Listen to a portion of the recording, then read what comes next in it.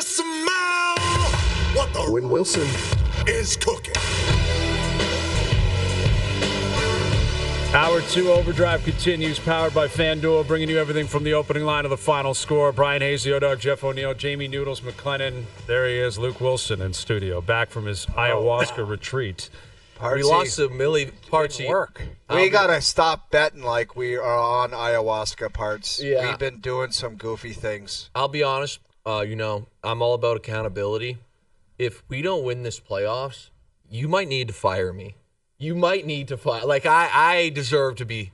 And it's one thing, we won the regular season the last 2 years. Regular seasons don't mean anything to us. We've been there, done that back to back. But I'm getting to the point now where I'm like, maybe I choke in the playoffs. Well, it's 1-1. I choked in the play. I mean, they didn't do much better. But you forgot, Hazy. You forgot. It's a riveting 1-1. Riveting 1-1 on a couple of totals. Yeah, I got to get to the bottom of this, okay? What was the argument of the 85 text? Like, what was the rule that was supposedly changed, not changed, and then there were some scumbag comments and stuff like that? Well, we weren't aware that Doogie is Doherty's brother, the criminal referee that was caught elite. Like, he's a criminal. He is a criminal. Partsy, explain where Doogie gets himself into hot water. Okay, Noodles. So I'm out in Tofino huffing ayahuasca last week. Yeah. And Doogie hits me up with this kind of gray text message like, hey, I'm going to change the things. I'm like, sure, buddy, I'm not reading this. A big novel. So I sit here and I'm like, all right, he's giving out points for totals. He's giving out 2 points for the spread. Same rules apply. I didn't go through the whole thing.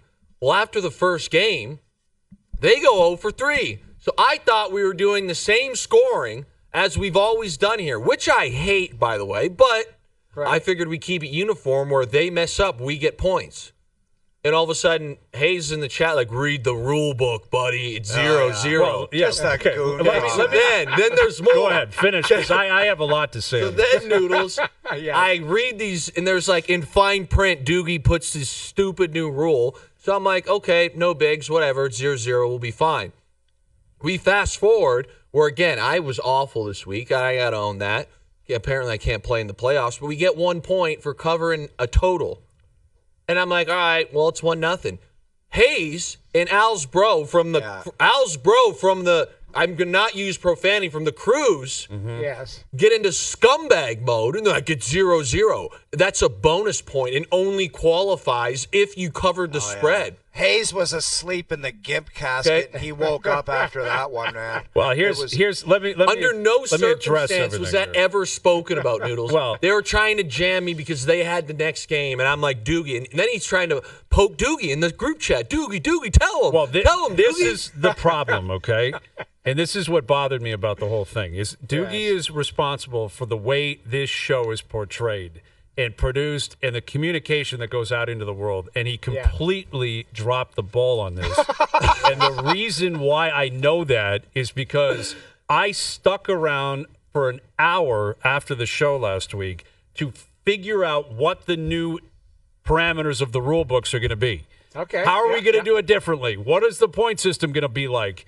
And I got young kids at home, and I'm sitting here with Doogie and his cologne, and I'm like, all right, so this is what we're doing?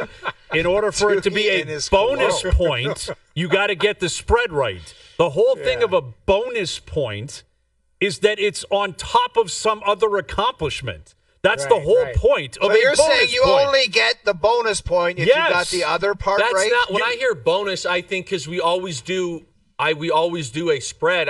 There's another point available. But then to it's get. just a point. Again, it's semantics. It doesn't necessarily matter in the end. Doogie Because it's did 1-1. tweet, in case you miss it, he put it on Twitter. This is how we're rolling, and didn't put the word bonus in. Exactly, because he got it wrong is the whole point. So the tweet was wrong. Yes, the tweet, the rule book, everything that was Doogie established. is now guys, he's a universal scumbag. Guys, give the man 30 seconds. Doogie, do you have anything to say? Because you are getting destroyed right now. Do you have any comment, 10 seconds or less?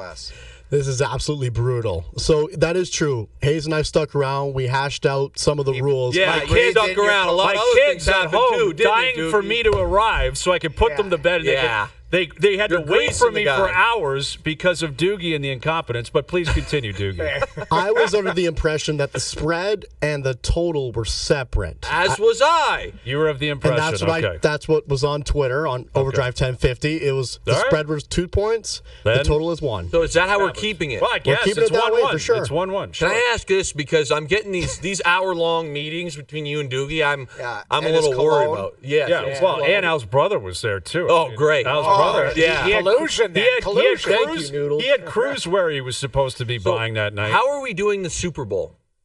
I'm not doing that today. Well, let Doogie figure it out. There will be a lot of picks on the line. We're gonna let Doogie figure. Okay. I guess. As long as it's fair. As long as we all read the fine print and Doogie doesn't switch up at the last minute. Right now it's 1-1, and you got the pick tonight. And we got the pick tonight. Now's brother's coming up here in a few moments. Okay, so we'll get to that momentarily. Something to chew on brought to you by Boston Pizza, Canada's favorite sports bar. This January at BP, get delicious mouth-watering pasta starting at $11.99 every single day. Enjoy the pastas you love at prices you can't miss. Hustle in your local BP. Tonight, we're asking online, who had the worst wild card weekend defeat this weekend? Mike Tomlin, Jordan Love, Justin Herbert. Those three, who has to chew on it the most? Tomlin. Tomlin. Really? Really? Yeah. That's Hot take. interesting. Tomlin. That's a good one, Yeah. man. 8 years without a playoff win. Tomlin. That's a divisional game, and they got stomped on They got Saturday stomped, night. and they laid an egg tactically. And that's supposed to be his thing. Right. And he's your guy. Correct. I could not believe it. I sit here, and even early on, and we did a small thing on Jay, and it's tough sometimes when it's live, and I wish we could get a little more X and O sometimes, but I'm like watching Lamar run, and I'm like, this is not a complex run scheme. This is what, day one of college, I'm learning how to run zone read. And traditionally, teams don't do it in the NFL because the guys are too fast, and they can kind of do a bit of both. And they basically went up and said, hey, TJ Watt, you're just going to knife down and chase after Henry or Justice Hill. There wasn't an adjustment for that. Now, this is a zone read where they gave it to Henry, if you're watching right now. 28-7 games over at that point. Correct. But it was like, we're just going to not have anybody, like if you're going to knife, again, I'm getting a little technical, with the DN, generally your inside backer then has to scrape over the top to fill the gap. Well, they weren't doing that. Again, this is like fundamentals 101. And I'm sitting here and I'm like, do they not think Lamar will pull the ball? Because maybe I'm missing something, but did Lamar not just pass Mike Vick for the greatest quarterback runner of all time? I couldn't believe that was the game plan going in defensively. And then the next thing is, they're trying to run the ball early in the game and make it this like old school Steelers, Ravens, kind of like hard-nosed football game, which I get to a degree. Your run game stinks, and you're playing the best run defense in the NFL. Russ is inconsistent, but you know what he's good at? Off-scheduled plays and throwing go balls. In the second half, he did it. They had a little bit of life, little bit. And I sit here and go, like, why wouldn't you sit here and say, like, hey, we're coming out here and we're throwing haymakers? I thought the Commanders did that from the first snap yesterday. Now, they got a couple breaks, but they're like, we got nothing to lose here. We got a rookie quarterback, new team. We're coming out here, great energy. We're going to be physical, see what happens. Where it's like the Steelers tried to like almost get cute, and I'm like, this is not how you play the Baltimore. Getting cute is not a good recipe to play Baltimore. And you said it. He hasn't won in a while. And the next thing I'll say while he's chewing on it is, where's the fix? Like I look at. Well, is the fix him getting gassed? Or are I they think just going he to might wipe be. out both the quarterbacks? They're going to wipe them out again and get two different guys in there. I think he might get axed this time. I think he might get axed too, O-Dog. And if Really? I think it's definitely a conversation, because I look at this thing and, head coaches generally do have their hand in the pot when it comes to the roster. And I'll say this, I think Mike Tomlin, I want to be very clear, is a tremendous coach, and he's a great reason why they've been there.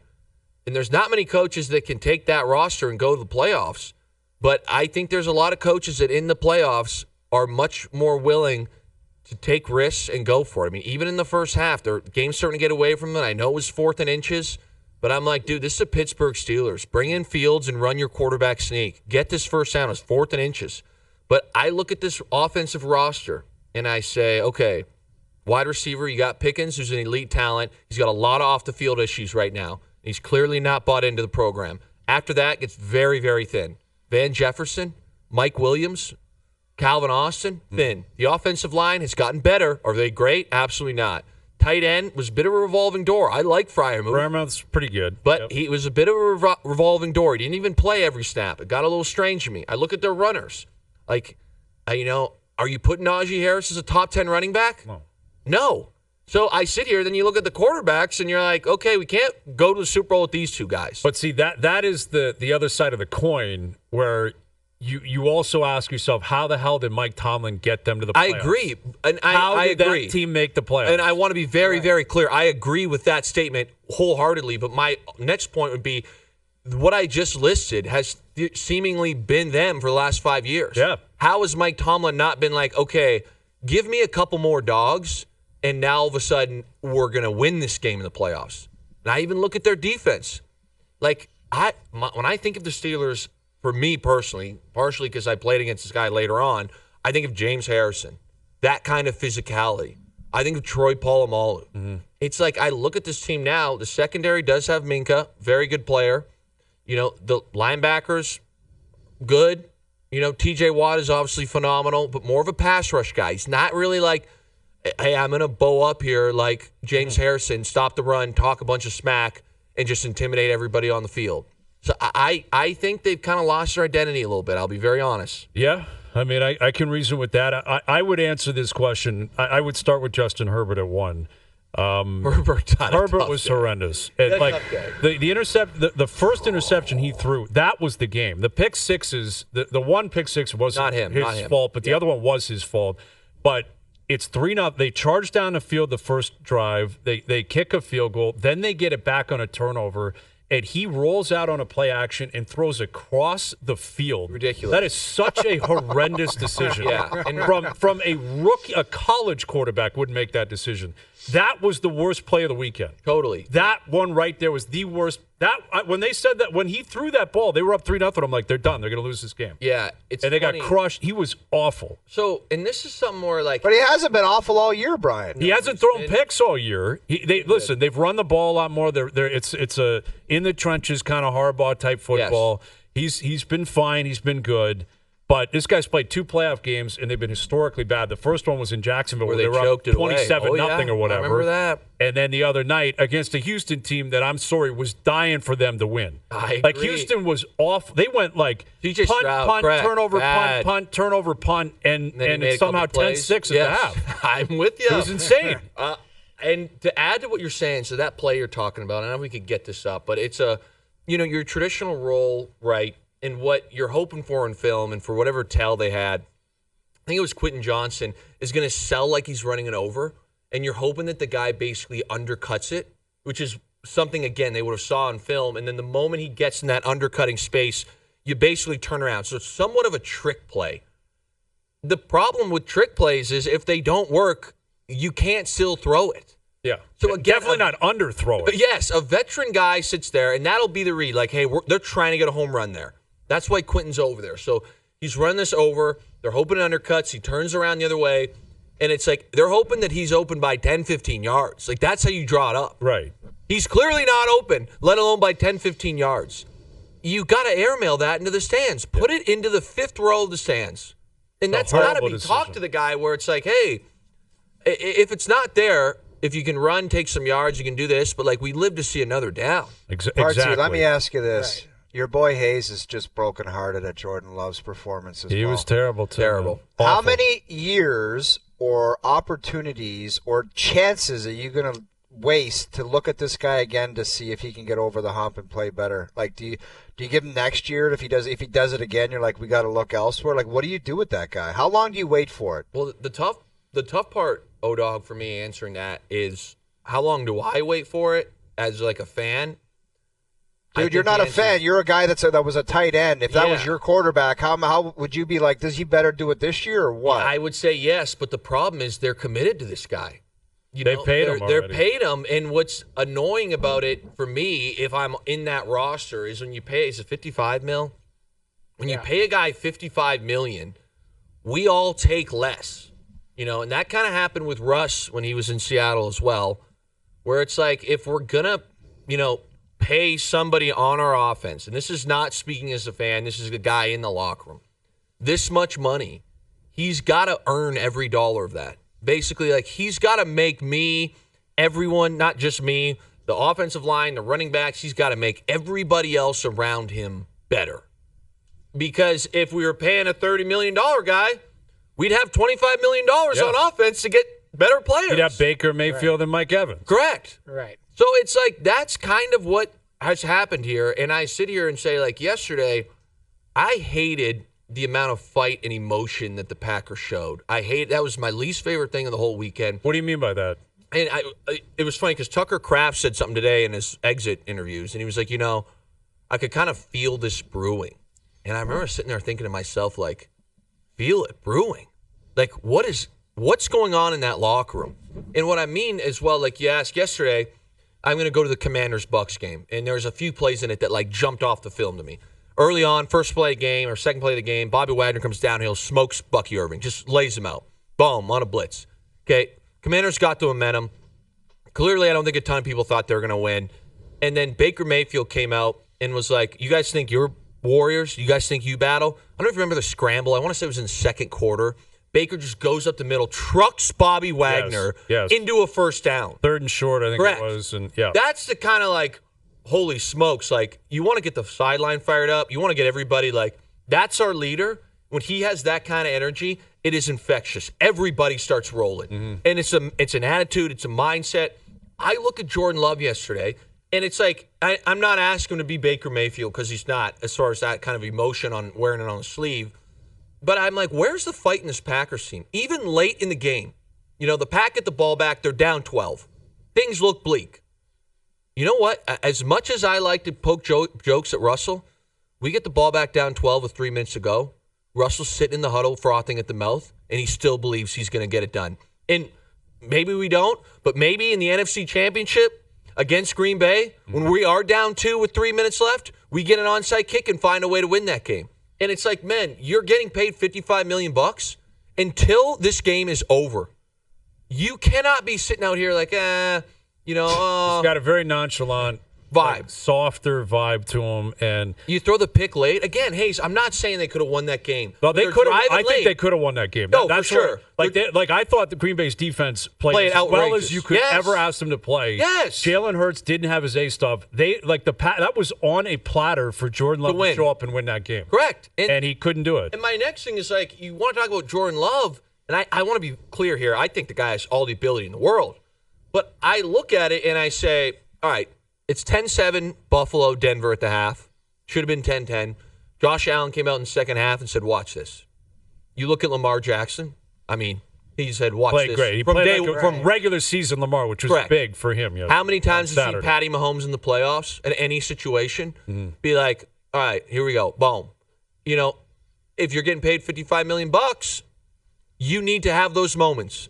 That's just a fact of the matter. If you get paid $55 million, there's got to be moments in every game where you're like, that is why we pay this man. And Jordan Love had zero. He had none of it. His first throw of the game, he almost threw a pick high through the middle. It was an awful throw. Like when we do warm-ups on defense, anything down the field. That's what it looks like. The linebackers drop and the coaches throw it right at their head. Yeah. It looked like he was doing a practice rep for the defense. It was bad, man. Like the numbers on him, anything like 7-8 yards or more down the field, it was abysmal performance. Can I just keep going on this rant, Hayes? Because I know you're a Packers guy. Ahead. Yeah. And Noodles and Odog, you guys can chime in here because I don't know anything about hockey. But one of the things that really annoyed me, also it was tough that I was on the spread. So, but your left guard goes down, and it's a huge loss. Significant. Jenkins is a really good player. Totally. But now all of a sudden we bring a kid in that I think he had 3 holds in 6 plays, something like that. And then we pull him and put another guy in.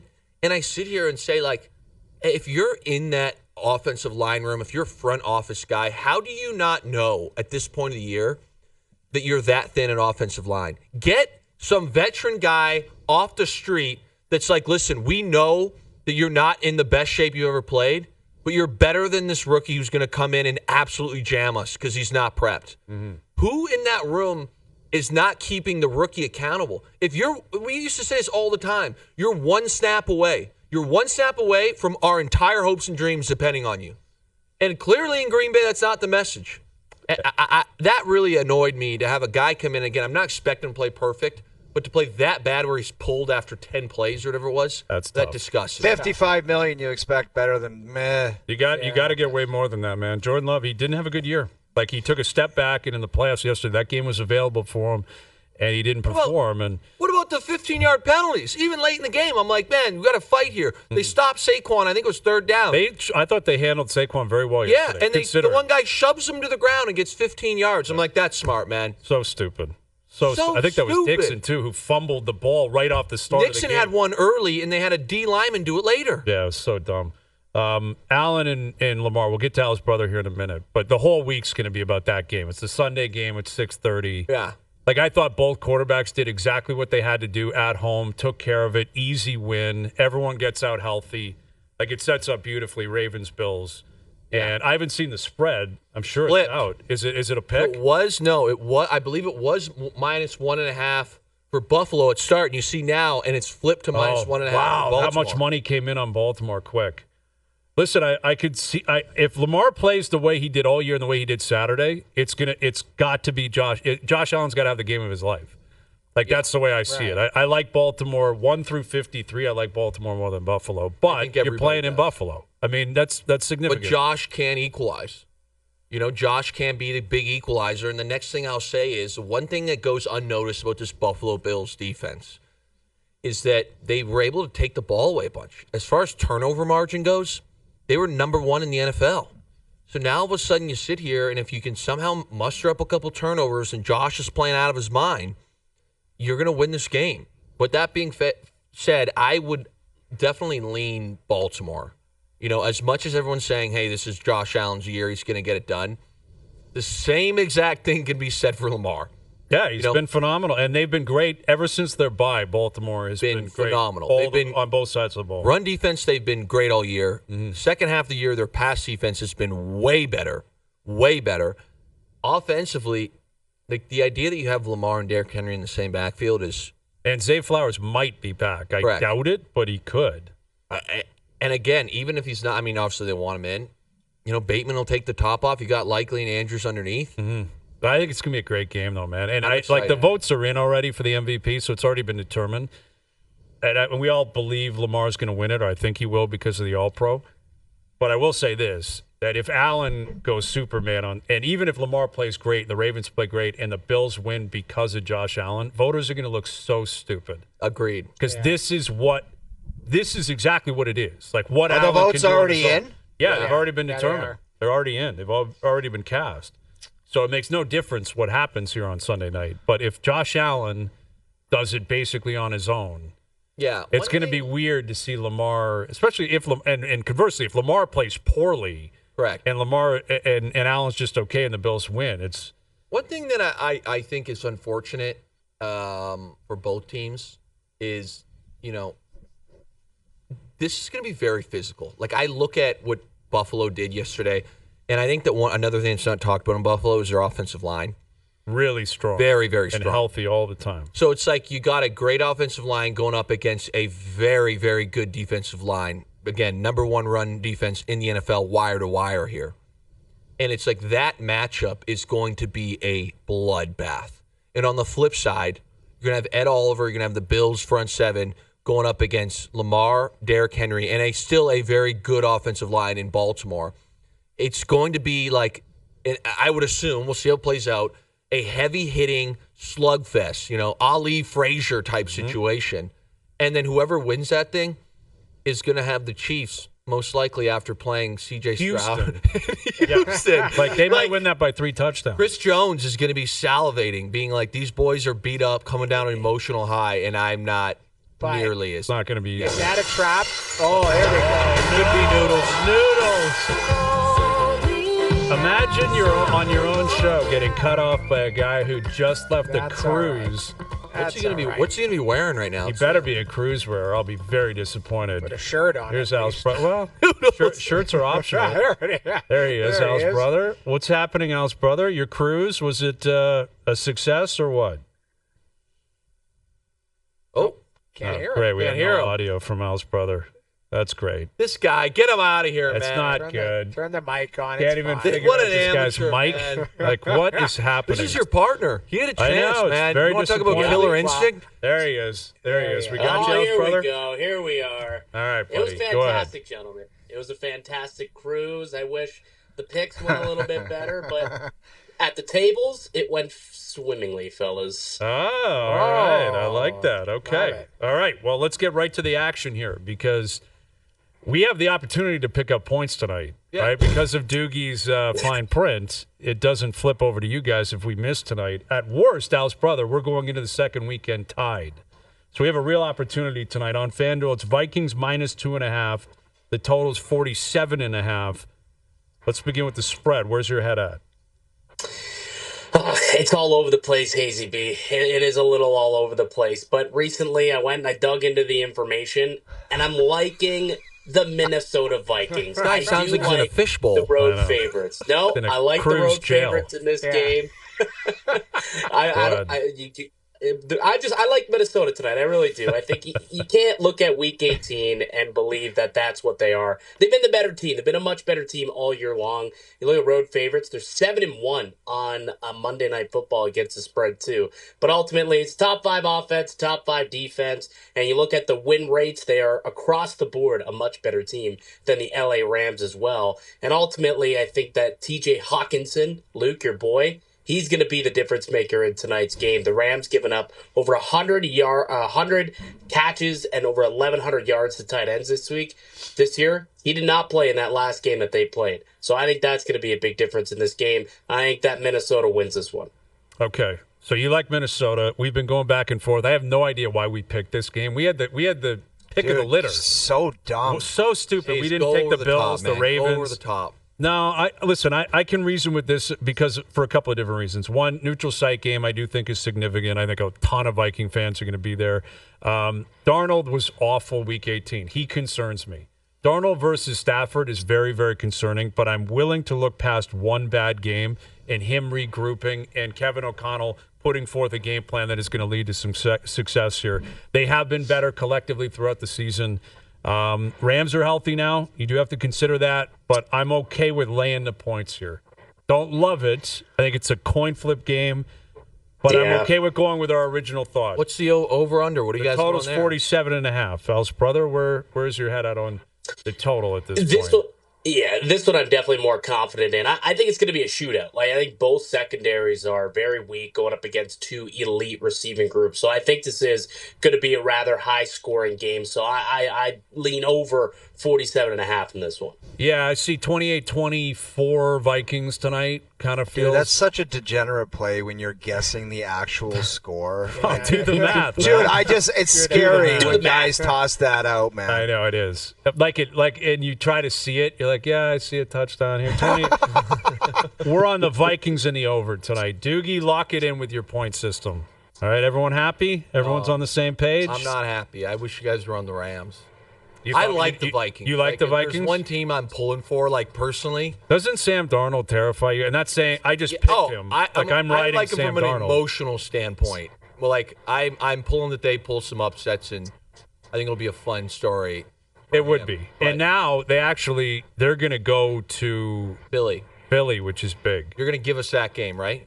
I can say this. I think we're going to avoid the Bills and Ravens next week, Al's Oh, brother. perfect. We'll see. Oh, But yeah. I think we're probably going to avoid picking that game. We'll find out. We'll see where we're heads at as we get later in the You're week. going over, and Over in the Vikings. so I need the Vikings to win on a last-second field goal today. Yeah. You That'd be need. nice for me. Yeah, you'll see what happens. Okay. All right, Ideally, Al's to brother. win by 3. Yes. To win by 3 with No, the down one, go get the field goal and win this 28-24. thing. 28-24 tonight. Al's brother, good to see you again. When are we going to see you again? Later in the week, I guess, on Friday with more picks? Oh, we'll be making the picks on Friday. We'll be Okay, making when's your picks, next cruise? divisional round. I know you always have one booked before you leave the previous one. When are you going on another cruise? I did win myself another one while I was there, so I got to book one in the next 30 days, my and God. I'm thinking Doing possibly what? March. Doing what? What did you do to Possibly win a March. cruise? Possibly March? What did you do to That's what I'm win a thinking. cruise? I gambled a lot. That's what I did, and they're like, "Hey, please come back onto the boat, win some more." Alsboro, you a slots guy? What's your game, man? No, I'm not. I'm a blackjack guy. Wow. How much coin do you have to lose on a cruise for them to invite you back? Just hit us with a number, man. Like, just come with it. Who cares? Not good. It's not A good. little more than people. I survived. It's all about how much you just play. If you win, lose, win, lose. If you leave the cruise even, I think I won like a few $100 by the end of the weekend. But you leave even and you get a free cruise, man, you're set. That's why I cruise all the time. You hear that, Hayes? I have a rule when I go to a casino.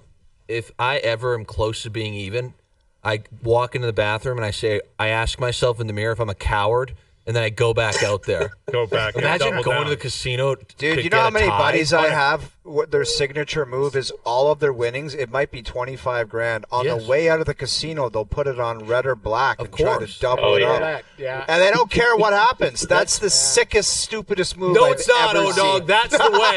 That is the way to gamble. There's guys that sit there in a diaper because they don't want to leave the table. That's too far. That's the most disgusting thing. You see a guy, I will go for dinner, go out drinking all night, have breakfast at 4 o'clock in the morning, walk by that table, that person's still sitting there. Yeah. Hasn't moved. Poker players. Well, that's a casino on land. Can you imagine the debauchery on a cruise? Guys in a bathing suit. Like, it's just got to be I love how they give them 30 days to dump more money into the cruise. You have 30 days. What if you book it in 31 days? They're not going to take your business, Al's That brother? would be the grossest table. Like wet bikini farts up your back hair. Awful. After a cruise buffet for the 5th time that day. Oh. Can you imagine Good what's buffet. happening in there? Speedo farts on the cruise. Good luck, Al's brother. We'll catch you Friday, and we cannot wait for that cruise in March. Good seeing you. Absolutely. Keep you That's Al's updated. brother. Skol! Skol. Let's go Skol tonight. There you go. Luke, good seeing you, pal. Good luck tonight. Bartsy, next weekend we rebound. Rampage. Rampage starts next weekend. Rampage next week. All right, Brad Treliving spoke today. What did he say about the Leafs' pursuit of another centerman and Auston Matthews possibly going to the Four Nations face-off? We'll get to that next. All right, Matt Duchene coming up. The Dallas Stars will be in town tomorrow night. Matt Duchene's a pretty good center, pretty good player. Center, wing, kind of moves around at times, but Stars are in town for the only time tomorrow night, and the Leafs beat Dallas in Dallas a few weeks ago. They played Dallas very well in the past. Yeah. And listen, the Leafs, I would expect to have a much better effort, be ready to play tomorrow. And Brad Treliving decided to speak with the media today. I'm not exactly sure why today was the day, but he came out. You know why? Because he's probably figures if I don't, and another couple of weeks goes by, then guys like us are going to say, we never hear from Brad. So he probably just gets it out of the way. Why not? I guess. Yeah, I mean, you hit 40-plus games, come on out and speak. And he was asked about the pursuit of a center. I mean, that's what a lot of people's focus has been on, right? Who's going to play center on the third line for the Leafs down the stretch and into the playoffs? Here's what Treliving had to say on that. The guys at the top of the food chain are pretty darn good, like Auston, and you know, how can you talk anything but positively the year John's had, right? Like, so to say you're going to go and get somebody above that, it's just not, you know, I don't think that's realistic. Is there ways that we can, you know, continue to look at adding to that? Sure. I think there's some depth there. Is that an area that we'd like to continue to look at? Sure, it's one. If there's one out there that fits, you know, reliable on both sides of the puck, certainly somebody that can add offense, all those types of things. Like I said, you know, what you want and sometimes what's available is two different things. So we'll keep looking. Yeah, I don't know what I didn't hear the question, so I can't imagine anyone suggested they'd find someone better than Matthews or Tavares.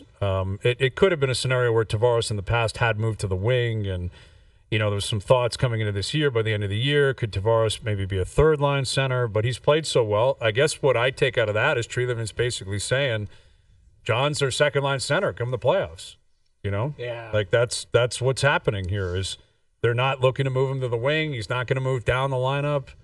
It's Matthews 1, John 2, and they'll figure out the rest. And they're probably looking, guys, it's going to take teams, I would guess, quite some time to pack it in this year because of how bunched up it is, especially in the East. Like, everyone's thinking, we need a couple good weeks here and we're in it. Yeah. like, we're not selling anything. So you Right. got to just keep your nose to the ground and keep sniffing around on what you want. Like, who's going to start selling assets right now and do that to their fan base? Nobody. Well, I don't even and- know if the Jimmy Rutherford move's available right now. I just think that there's the parity, and then like the insiders have been saying, there's two breaks here. There's the Four Nations, and then there's the trade deadline. So I think you're going to see a lot of stuff after the Four Nations. I don't think you're going to see stuff before it.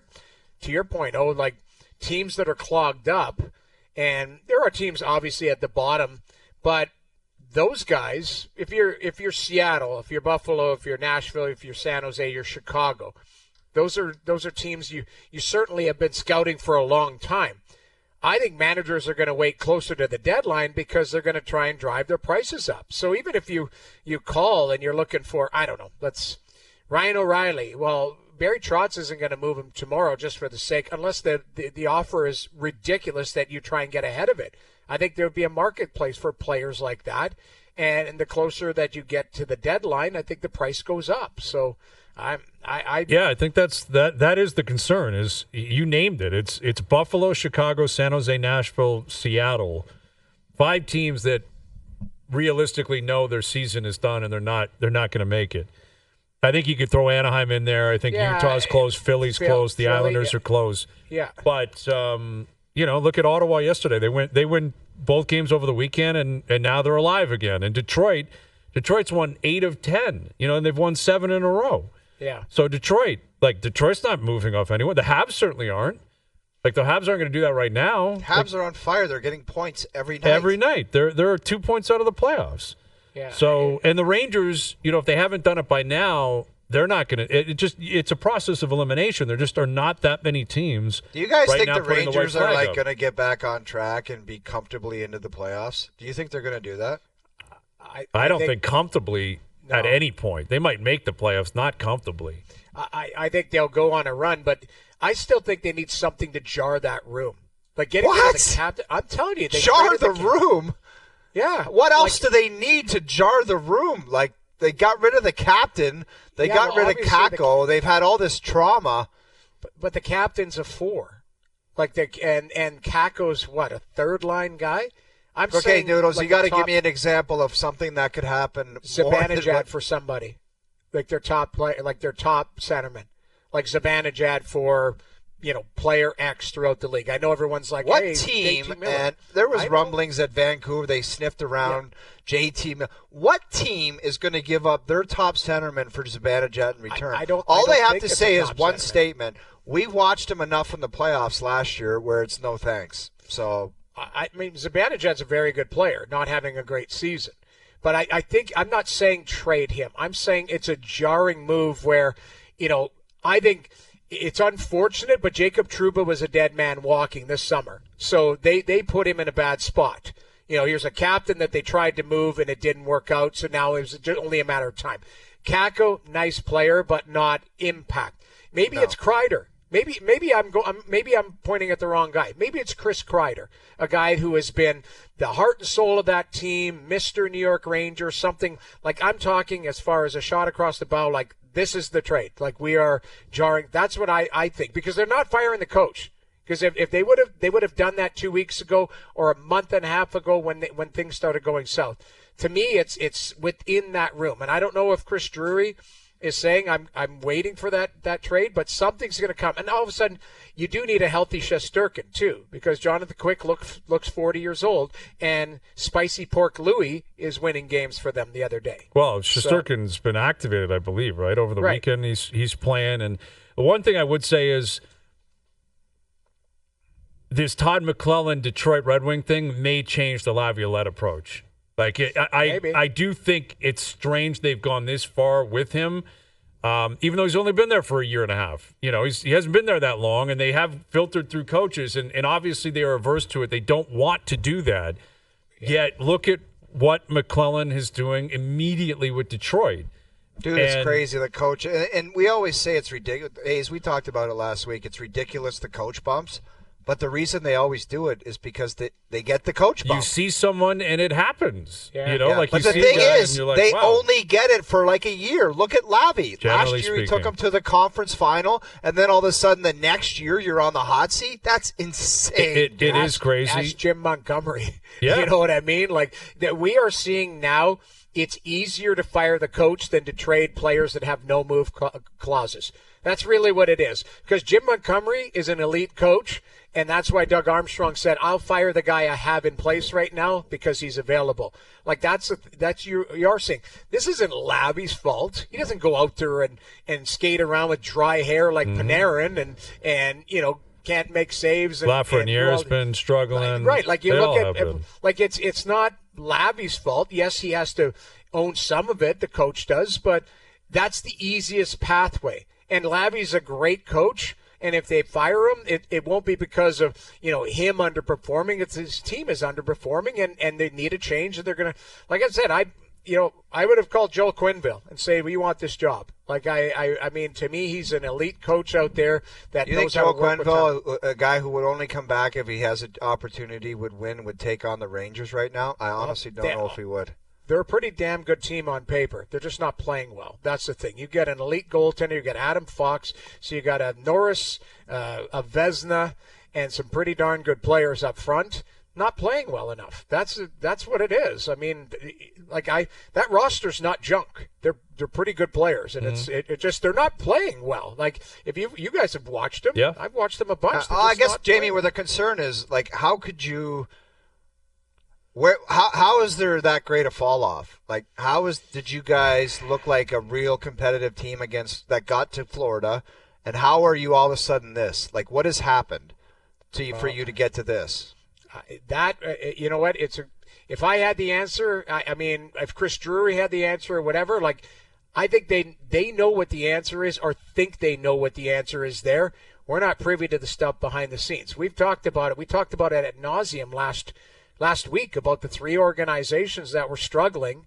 It was Vancouver for one reason. It's the Rangers for others. Like you're looking at teams that have been struggling, and you're trying to find answers for them. I mean, Vancouver's a pretty darn good team. They're just trying to get their act together and health-wise as well. So I think the Rangers, like you watch them, you're like, there's a lot of good players there. But a lot of underperformance. Yeah, that's what it is. Underperforming. A lot of it players. is underperformance.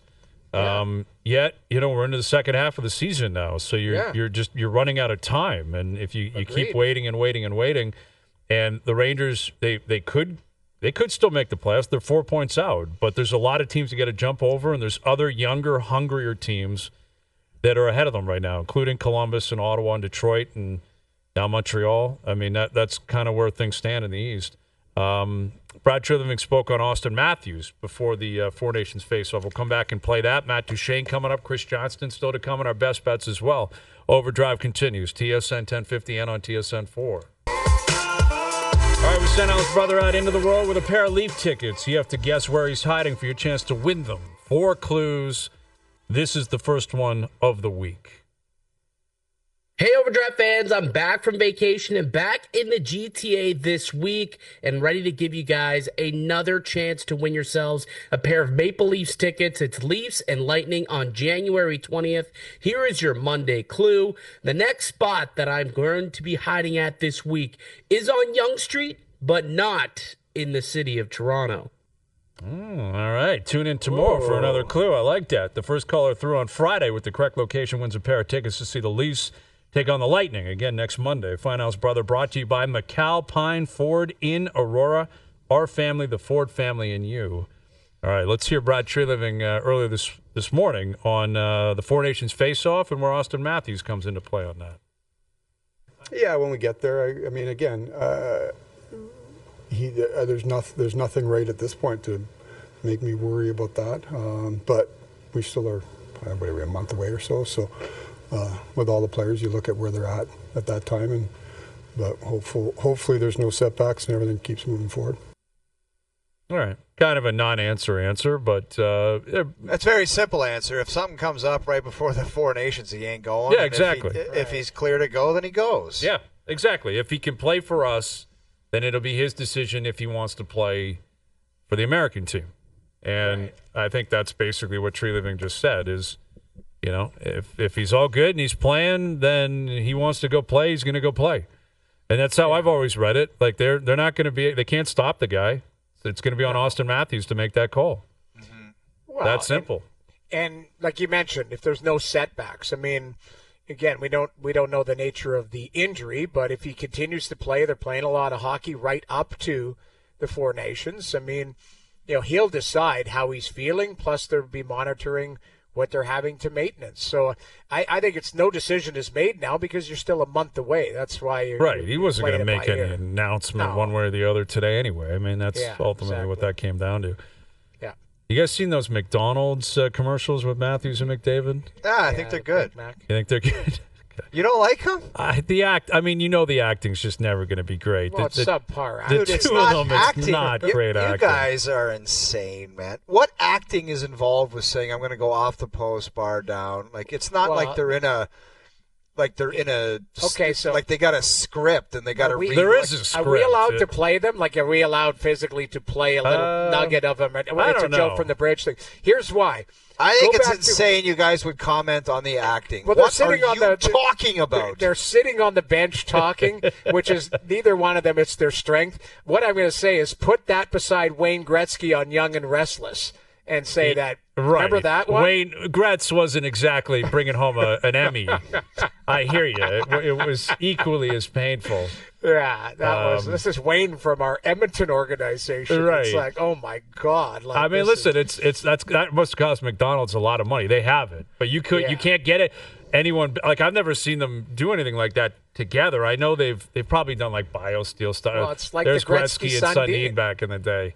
Yeah. That wasn't great acting either. Yeah, I guess you got to. Yeah, I don't know. Siskel and Ebert. See, I have a thing with my buddies. I don't think my buddy, I try to tell my buddies to get McDavid and Matthews to do. They're not doing that for less than $500,000. They're making a fortune on that. That's a huge check. That's McDonald's. That's a they're not doing that commercial for less than $1 million or $500.